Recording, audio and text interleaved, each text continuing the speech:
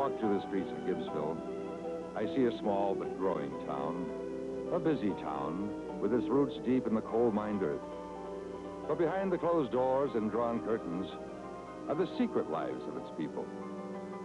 The lives of the wealthy and the poor, filled with ambition and need, love and hate, sorrow and private wars, and the dreams that make men go on.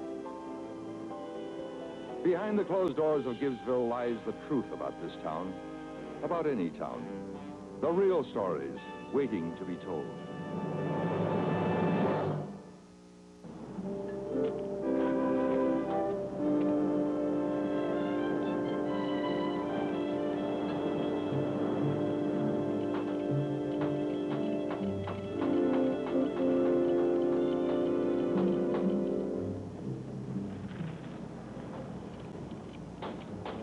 Mechanical things always betray you. Never trust them. You want to help? No, thanks.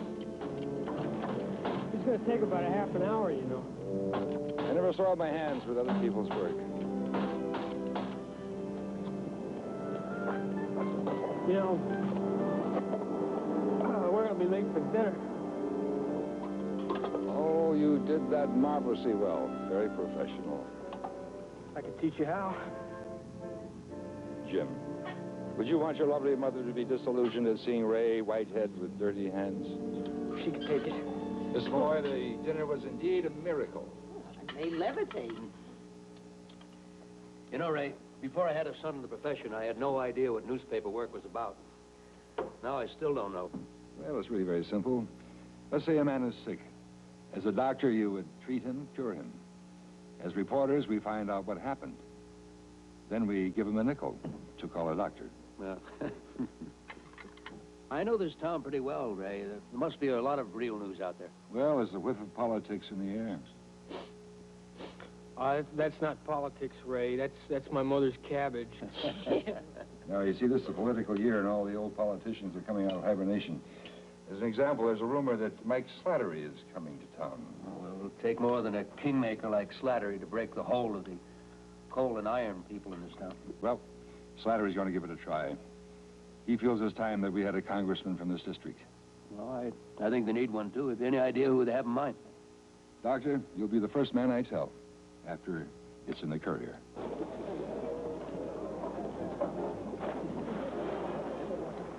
Well, Slattery. Doctor, may I join you?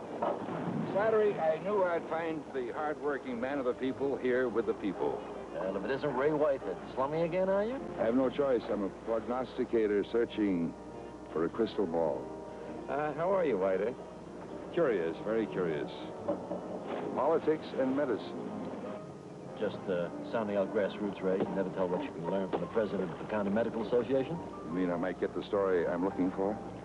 Well, I've always found medicine challenging enough, Whitehead. For you to think that, Ray, believing would be premature. How premature? Come on, I'll buy you a drink. We'll talk about politics. For the time being, you'll have to settle for some Philadelphia rumors. Beautiful. Okay. Doctor?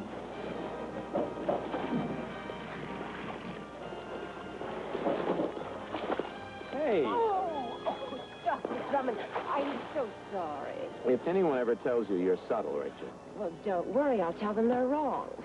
I'm going to run. They made me the offer. Fantastic. We'll have to celebrate. My pleasure.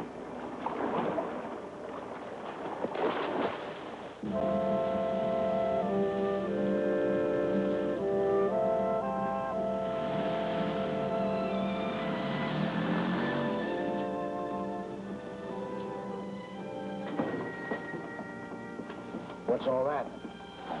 Just the things I needed at the white sale, like I told you, Doris. Nothing else? She'd listened to me, she would have bought herself some clothes. Lord knows she needs them. She gets as much as I can afford. You should be ashamed of yourself letting your wife go without. Tell him about the hat, Sue. Oh, it was yellow with beautiful flowers on the brim. That's my work. And when I tried it on, the sales lady called the floor walker over to see just how sweet I looked in it. Oh. You'd like me in it, Dory. I have to get back to my work. Work. I'm bored with your work. You don't have a heart beating inside of you. You have a clock ticking. That's the truth. Miss Rowan's here. Miss Young. Hello, Dory. Your watch is all ready, Dr. Drummond. Thank you, Dory. Well, looks like you ladies been doing a little shopping. I bet the new look will be charming on you. I wouldn't know. That'll be $4.50. I seem to have left my wallet in the office. I'll stop by later, Dory, and I'll pay you. Cash and carry only. Don't be ridiculous, Dory. You know I'm good for it. No exceptions. Dr. Drummond is a friend of the governor's. I don't care if he's sleeping with Harry Truman. He brings the cash, he'll get his watch back. Now, look here, Dory. Don't waste your breath, Dr. Drummond. It won't help. That's right, Mama. It won't help. Come on. Lady?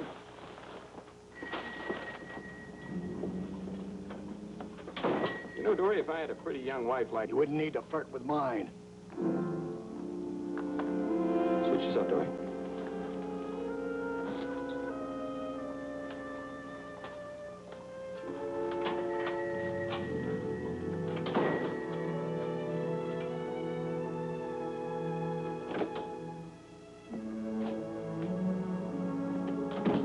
How you doing? It's almost time to leave. I can think of better things to do. But you better wear the chiffon I brought you from Harrisburg. You must have been thinking about somebody else when you bought that. Makes me look like a tub. I think it makes you look beautiful. I hate dinners at the club. I never know what to say. Of course you do. Can't you tell Mr. Slattery I'm sick? Are you? Don't look at me like that. I can't help it if I wasn't born on Lananingo Street. But you were born to live here, my dear. And you were born to be dressed in a tuxedo. The excuses are getting worn out. I want you there. Get dressed. You think I don't want to be? Here's to Congressman Drummond and the congressman's wife. She's got the money, but he's got the class.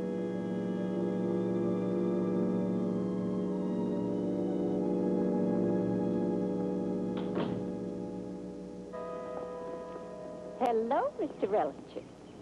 Good evening, Mrs. Schumacher. Huh? Mr. Rellinger, caught you, didn't I? Taking a few little pokies like a schoolboy. I caught you. I caught you. Oh, Faster.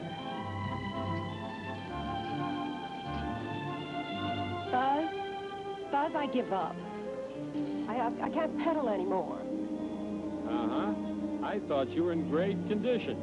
Well, listen, I'll race you laps in the pool any day, but this chain guard keeps getting in my way. Here, let me help you. Oh. It's not like you to do that. What?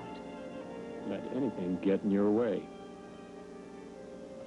My knee skin. Oh, well, let me examine your little knee. Oh, and every bone in my body is broken. Well, maybe I should examine your entire body. You play rough, Doctor. Or should I call you Congressman? You can't even call me candidate yet. We're busy doing what Slattery calls building credibility with influential citizens. You know what that means? Well, you have one rich widow's vote.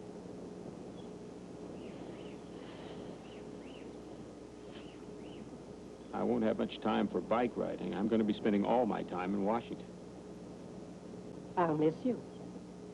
You're not going to ask me not to run? No, I won't. You know what I like about you. Oh, I have a rough idea.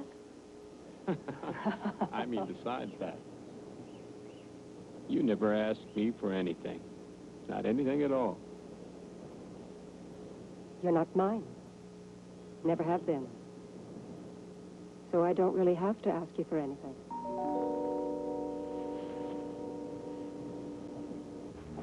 Sue? She does not wish to speak to you. Well, I wish to speak to her.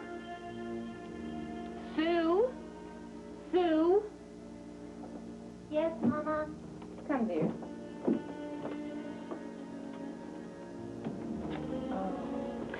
Listen, I'm going to go to bed early tonight, Dory. I don't feel very well. I got something for you. A present. Oh? I got some wood. Thought we'd have a fire. It'd be kind of romantic, huh?